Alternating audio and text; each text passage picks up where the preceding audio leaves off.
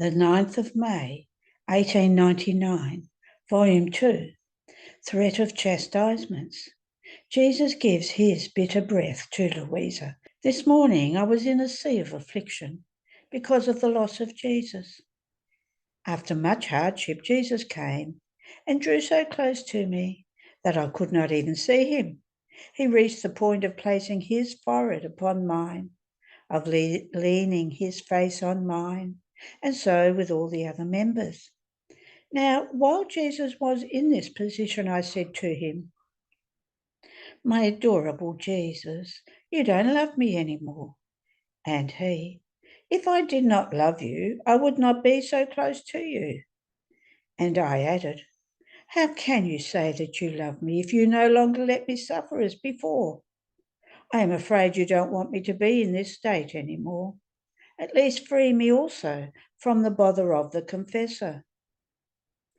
While I was saying this, it seemed that Jesus would not pay attention to my words, but rather he made me see a multitude of people who were committing every kind of evil. Indignant with them, Jesus would make different kinds of contagious diseases swoop down into their midst, and many would die black as charcoal. It seemed that Jesus would exterminate that multitude of people from the face of the earth. While seeing this, I prayed Jesus to pour his bitternesses into me so as to spare the people, but he would not pay attention to me in this either. And replying to the words I had said before, he added, "The greatest chastisement I can give you, the priest and the people, is to free you from this state of suffering.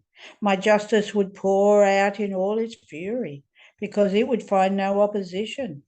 This is so true that the worst evil for someone is to be given an office and then to be removed from it. It would be better for him had he not been admitted to that office, since by abusing it and not profiting from it, he has rendered himself unworthy of it." Then Jesus continued to come quite a few times today, but so afflicted as to move one to pity and to tears, maybe even the stones. I tried to console him as much as I could. Now I would embrace him. Now I would sustain his head, which was in great pain. Now I would say to him, "Heart of my heart, Jesus, it has never been your usual way to appear so afflicted to me. If other times you made yourself seen afflicted by pouring it into me, you would immediately change appearance. But now I am being denied the opportunity to give you this relief. Who would have thought, after you have consented to pour and to share your sufferings with me for so long, and you yourself did so much to dispose me, that now I would have to be deprived of it? Suffering for love of you was my only relief. It was suffering that made me bear my exile from heaven. But now, being deprived of it, I feel I have no place on which to lean any more, and life becomes tedious to me. Oh, please, oh, holy spouse, beloved good, my dear life, oh, please, let the pains come back to me. Give me suffering. Do not look at my unworthiness and at my grave sins, but at your mercy, which has not exhausted itself." While I was pouring myself out with Jesus, he drew closer to me and told me, "My daughter, it is my justice that wants to pour itself out over the creatures. The number of sins in men is almost complete, and justice wants to come out to make pomp of its fury and to find reparation for the injustices of men. Look, to show you how embittered I am, and to content you a little bit, I want to pour only my breath into you." And so, drawing his lips near mine, he sent me his breath, which was so bitter that I felt my mouth, my heart, and my whole person being intoxicated. If his mere breath was so bitter, what must be the rest of Jesus? He left me with such pain that I felt my heart pierce through. End of the reading. The 9th of May, 1900, Volume 3, Louisa sees the mystery of the Most Holy Trinity in the form of three sons. After I had gone through days not only of privation, but also of disturbance, this morning, as I was yet more disturbed about my miserable state, adorable Jesus on coming told me, by being restless, you have disturbed my sweet rest. Ah, yes, you do not let me rest any more. Who can say how mortified I was left in hearing that I had deprived Jesus Christ of rest? In spite of this, I calmed down for a few hours, but then I found myself more restless than before, to the point that I myself do not know where I will end up this time. After those few words spoken by Jesus, I found myself outside of myself, and in looking into the vault of the heavens, I saw three suns. One seemed to set in the east, another in the west, and the third in the south. The splendour of the rays that they sent forth was so great that they united with one another in such a way as to become one. I seemed to see the mystery of the Most Holy Trinity and man, formed with the three powers in its image. I also understood that for one who stayed in that light, his will would be transformed in the Father, his intellect in the Son, his memory in the Holy Spirit. How many things I understood, but I am unable to manifest them. End of the reading. The 9th of May, 1905, Volume 6. The soul who is united to grace can do what death must do to her nature. Continuing in my usual state, it seemed to me that my adorable Jesus was coming out from within my interior, and with sweet and affable voice he was saying, "And why, my daughter, can the soul, united to grace, not do in advance everything that death must do to her nature? That is, making it die in advance, for love of God, to everything to which it will have to die. But only those who dwell continuously with my grace come to have this blessed death, because by living with God, it is easier for them to die to everything that is fleeting. And as the soul lives with God and dies to all the rest, her very nature comes to anticipate the privileges which must enrich her at the resurrection. That is, she will feel spiritualized, deified, and incorruptible, in addition to all the goods in which the soul will take part, feeling herself the partaker in all the privileges of divine life. In addition to this, there is this distinction of glory which these souls will have in heaven. They will be so different from the others, as heaven is different from the earth. Having said this, he disappeared. End of the reading. The 9th of May, 1907, Volume 7, Death and Purgatory of Louisa's Parents. It has been a few months since I wrote, and with great repugnance and only to obey, I begin to write again. Oh, what a weight I feel. Only at the thought that I could say to my beloved Jesus, "See how I love you more, and how my love grows, since for love of you alone I submit myself to this sacrifice, and for as long as it lasts, I can also say that I love you more." Thinking that I can say to my Jesus that I love him more, I feel the strength to make the sacrifice to obey.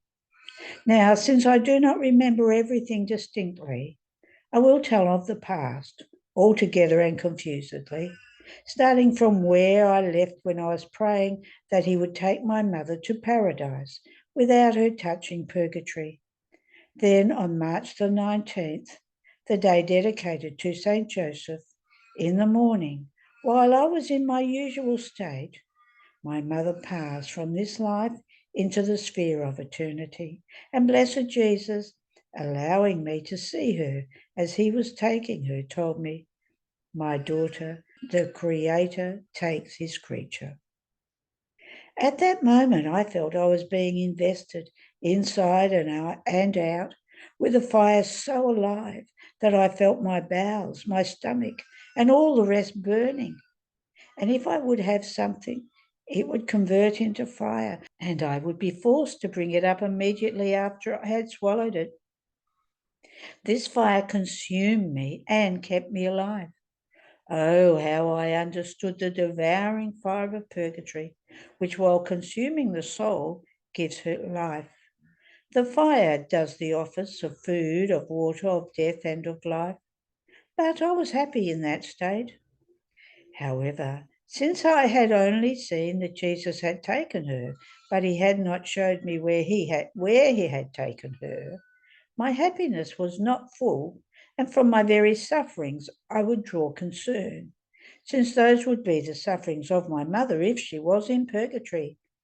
And seeing blessed Jesus, who in these days has almost never left me, I would cry and say to him, "My sweet love, tell me, where did you take her? I am content that you have taken her away from us, because you keep her with yourself. But if you do not have her with yourself, this I do not tolerate, and I will cry so much until you content me." And he seemed to enjoy my crying. He would embrace me, he would sustain me, he would dry my tears, and would say to me, "My daughter, do not fear. Calm yourself. And once you have calmed yourself, I will let you see her, and you will be very pleased. Besides, you can have the certainty that I have contented you from the fire that you feel." But I would continue to cry, especially when I would see him, since I felt in my interior that something was still lacking to the beatitude of my mother. So much so that the people who surrounded me, who had come because of the death of my mother, in seeing me cry so much, thinking that I was crying because of the death of my mother, were almost scandalized, thinking that I had moved away from the divine will, when more than ever I was swimming in this sphere of the divine will. But I do not appeal to any human tribunal, because it is false, only to the divine, which is full of truth. And good Jesus was not condemning me. On the contrary, he would compassionate me, and in order to sustain me, he would come more often, almost giving me a reason to cry more. Because if he would not come, with whom was I to cry to impetrate what I wanted? The people were right, because they judged from the outside. And then, after all, since I am so very bad, it is no wonder that the others would be scandalized by me. Then, after quite a few days, as good Jesus came, he told me, "My daughter, be consoled, for I want to tell you and show you where your mother is. Since before and after she passed away, you have suffered continuously that which I earned, did, and endured for her good in the course of my life. She partakes in what I did and enjoys my humanity. Only the divinity is concealed from her, but it will shortly be unveiled to her as well. And the fire you feel and your prayers have served to exempt her from any other pain of senses, which all must have, because my justice, receiving satisfaction from you, could not take it from both." At that moment, I seemed to see my mother within an immensity which had no boundaries, and in it there were many delights and joys, for as many words, thoughts, sighs, works, sufferings, heartbeats, in sum, for everything that the most holy humanity of Jesus Christ contained. I understood that it is a second paradise for the blessed, and in order to enter the paradise of the divinity, all must pass through this paradise of the humanity of Christ. Therefore, the fact of having touched no other purgatory had been a most singular privilege for my mother. Therefore, The fact of having touched no other purgatory had been a most singular privilege for my mother, reserved for very few.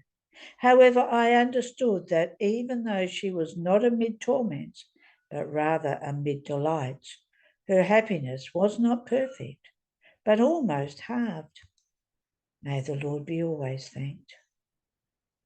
I continued to suffer for 12 days, so much so that I reduced myself to a thread of life. But since obedience intervened so that this thread of life might not break, I returned to my natural state. I don't know, it seems that this obedience has a magic art over me, and that soon the Lord will make it lose its prestige in order to take me with himself. I felt discontentment because obedience places itself in the middle so as not to let me pass into heaven. And good Jesus told me, "My daughter, the blessed in heaven give me much glory because of the perfect union of their will with mine, for their life is a product of my will. There is so much harmony between them and myself that their breath, their breathing, their movements, their joys, and everything that constitutes their beatitude is the effect of my will. However, I tell you that for the soul who is still a pilgrim, if she is united to my will in such a way that she never detaches from it, her life is of heaven, and I receive from her the same glory. Or rather, I take more pleasure and delight, because what the blessed do, they do without sacrifice and amid delights, while what the pilgrim souls do, they do with sacrifice and amid sufferings. And whenever there is sacrifice, I take more pleasure and I am more delighted. And the very blessed who live in my volition, since the soul who is still a pilgrim and lives in my will forms one life with them, participate in the pleasure I take from the pilgrim soul.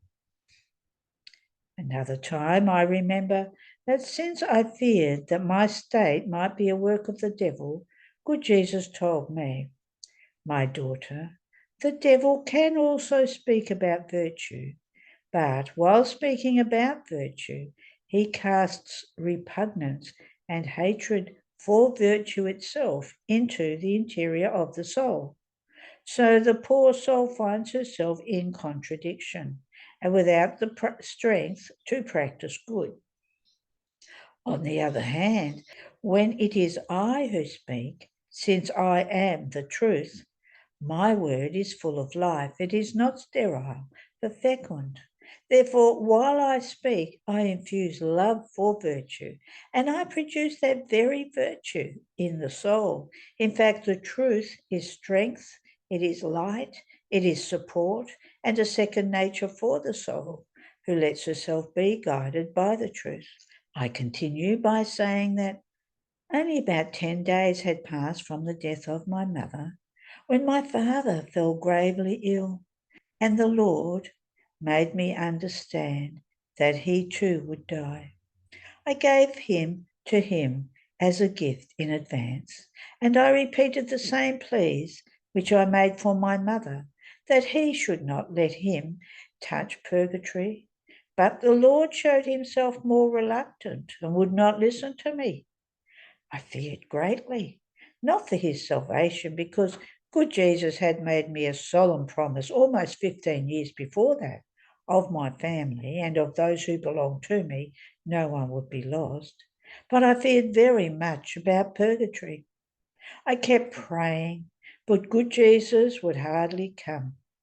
On the day my father died, that is, after about 15 days of illness, did blessed Jesus make himself seen, all benign, clothed in white as if he were in feast.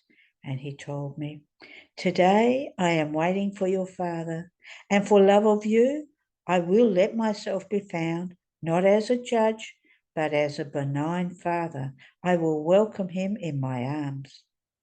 I insisted about purgatory, but he did not listen to me, and he disappeared. After my father died, I did not have any new suffering, as had happened with my mother, and from this I understood that he had gone to purgatory. I prayed and prayed again, but Jesus would make himself seem flashing by without giving me time. And what's more, I could not even cry because I had no one with whom to cry, and the one who alone could listen to my crying would run away from me. Adorable judgments of God in his ways. Then, after 2 days of interior pains, while I was seeing Blessed Jesus and asking him about my father, I felt he was behind the shoulders of Jesus Christ, as though bursting into tears and asking for help. And then they disappeared. I was left lacerated in my soul, and I kept praying. Finally, after 6 days, as I was in my usual state, I found myself outside of myself, inside a church, and there were many purging souls.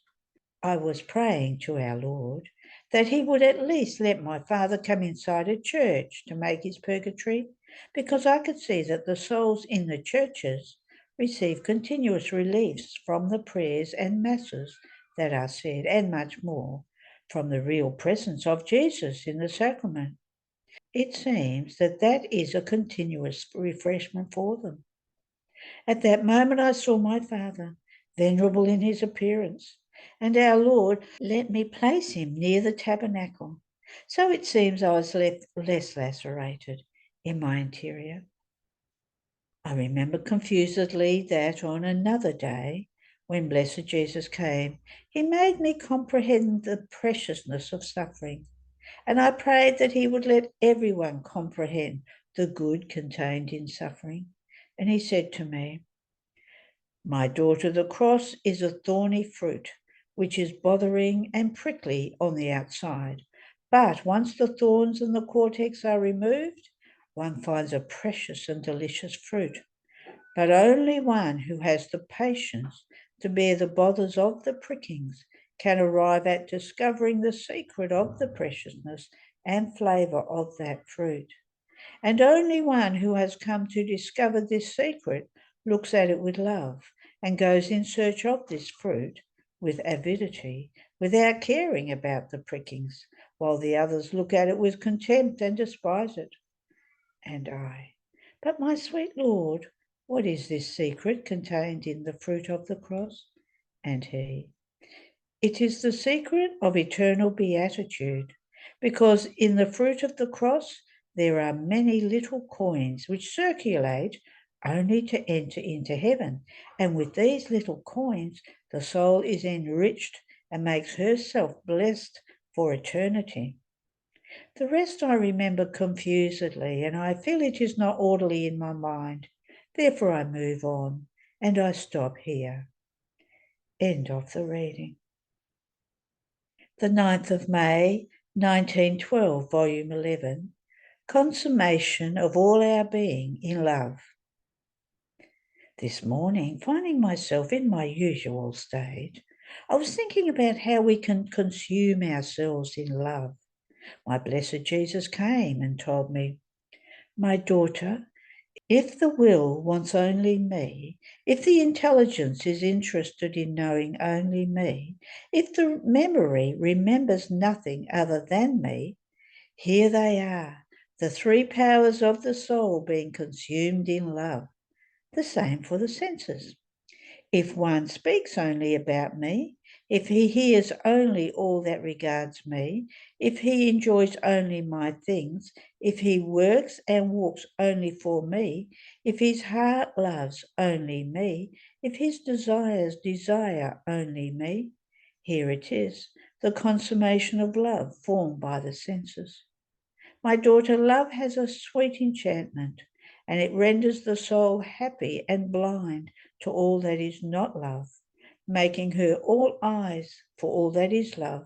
Therefore, for the one who loves, whatever her will may encounter, if it is love, she becomes all eyes. If not, she becomes blind, stupid, and does not understand anything. The same for her tongue. If she has to speak about love, she feels many eyes of light flowing through her word and becomes eloquent. If not, she begins to stammer and ends up dumb. So for all the rest. End of the reading. The 9th of May, 1913, Volume 11. Jesus and his celestial mama, especially during his passion. While praying, I was thinking about that moment in which Jesus leaves his most holy mother to go and suffer his passion. I said to myself, how is it possible that Jesus could separate himself from his dear mama and she from Jesus? Blessed Jesus told me, my daughter, surely there cannot be separation between me and my sweet mama. The separation was only apparent. She and I were fused together, and the fusion was so great that I remained with her while she came with me. One can say that there was a sort of bilocation. This happens also to the souls when they are truly united with me. If while praying they let prayer enter into their souls as life, a sort of fusion and bilocation occurs. I bring them with me wherever I am, and I remain with them. My daughter, you cannot comprehend well what my beloved mama was for me. Coming upon earth, I could not be without heaven, so my heaven was my mama. Electricity would flow between us, such that my mother had not a thought which she did not draw from my mind. This drawing from me of word, will, desire, action, step, in sum of everything, formed the sun, the stars, the moon in this heaven, together with all the possible delights that a creature can give me and that she herself can enjoy. Oh, how I delighted in this heaven! Oh, how I felt relieved and repaid for everything. Even the kisses that my mama gave me enclosed the kiss of all humanity, returning to me the kiss of all creatures. I felt my sweet mama everywhere. I felt her in my breath. If it was laboured, she would release it. I felt her in my heart. If it was embittered, she would sweeten it. I felt her in my step. If it was tired, she would give me strength and rest. Who can tell you how much I felt her in my passion? I felt her at every scourging, at every thorn, at every wound, at every drop of blood, everywhere, fulfilling her office of true mother. Ah, if souls reciprocated me, if they drew everything from me, how many heavens and mothers would I have on earth? End of the reading. The 9th of May, 1924, Volume 16. The chastisements will purify the earth so that the divine will may reign. However, many times Jesus is appeased in seeing his divine will within a creature upon earth, and even more, he lives hidden in her as within another humanity of his. I spend my days in the most profound bitterness and in deep silence on the part of Jesus, and with almost total privation of his adorable presence. These are unspeakable pains that I am suffering, and I believe that it is better to keep them in silence so as not to embitter my harsh martyrdom even more. So after much hardship, this morning, blessed Jesus made himself seen in my interior, filling me completely with himself, and I, surprised by his unexpected presence, wanted to lament to Jesus about his privation, but he did not give me the time to do it, and all afflicted told me, my daughter, how embittered I feel. Creatures put in me 3 nails, not to my hands, but to my heart and breast, which give me pains of death. They are preparing 3 conspiracies, one uglier than the other. And in these conspiracies, they are taking aim at my church. In his evil, man does not want to surrender. On the contrary, he wants to hurl himself even more along his race. And as he was saying this, he showed secret meetings in which some were plotting how to assail the church, some how to cause new wars, and some new revolutions. How many horrifying evils can be seen?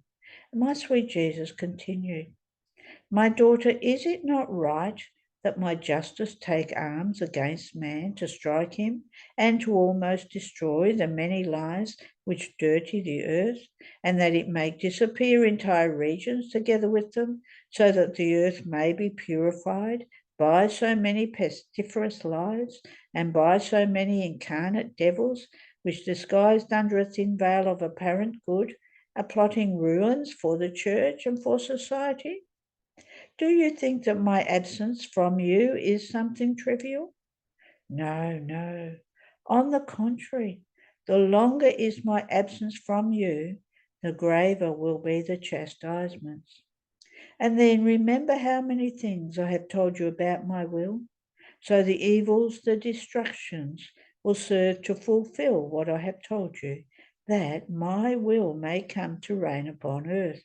But it wants to find it purified, and in order to purify it, destructions are needed.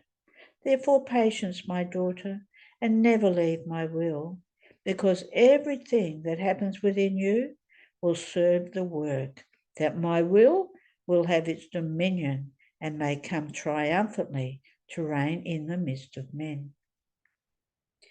At these words of Jesus, I remained resigned, yes, but highly afflicted. The thought of the grave evils of the world and his privation are like a double-edged knife, which kills me, and to my greater torment does not make me die. Then the following morning, my sweet Jesus made himself seen in my interior, as though confined within me, and told me, my daughter, I am posted within you, and from your interior I look at what the world is doing. In you I find the heir of my will, and I feel I can be there with the decorum that befits my person. It is true that my will is everywhere, but oh, how different it is to find it as life of the creature and the creature living in it. In the midst of creatures in the other places, my will finds itself isolated, offended, unable to carry out the goods it contains and to form a life all from itself and for itself.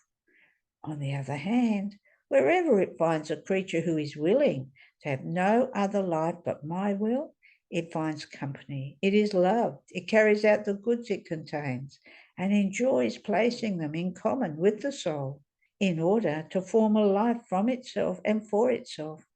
And in finding my own things in the soul, that is my sanctity, my light, and my very will acting in her, I find myself with honours and decorum, just as I was in my humanity when I lived on earth, in which my divinity, living in it, was as though posted and covered with the garment of my humanity. In the same way, I cover myself with the garment of the soul who does my will. I live hidden within her, as in my own centre, and from within her I look at the evils of creatures, and I cry and pray for them. And in seeing that one of their stock possesses my will also on earth, how many evils and chastisements do I not spare out of regard for her? How many times I am in the act of destroying them and of making an end with them because of the great evils they commit. But by just looking at you and seeing in you my will and its fortress, I post myself again and I refrain. Therefore, my daughter, patience, and let my will always have its complete life in you. End of the reading. The 9th of May, 1929, Volume 26. How it was necessary that Jesus centralize in Louisa the human sanctity in order to consummate it and give rise to the sanctity of living in the divine will. How voluntary suffering is something great before God. I had read in the first volume of my writings how our Lord had told me that he wanted me to accept going into battle against the infernal enemy in the hard trials to which I submitted myself. So I was thinking to myself, it seems to me that there is a contradiction, because Jesus has told me many times that one who lives in his divine will is not subject to either temptations or disturbances. nor does the enemy have the power to enter into the divine fiat, because it would burn him more than the very fire of hell, and in order not to be burned more, he runs away from the soul who lives in it. Now, while I was thinking about this and many other things, my sweet Jesus, moving in my interior, told me, "My daughter, you are wrong, nor are there contradictions.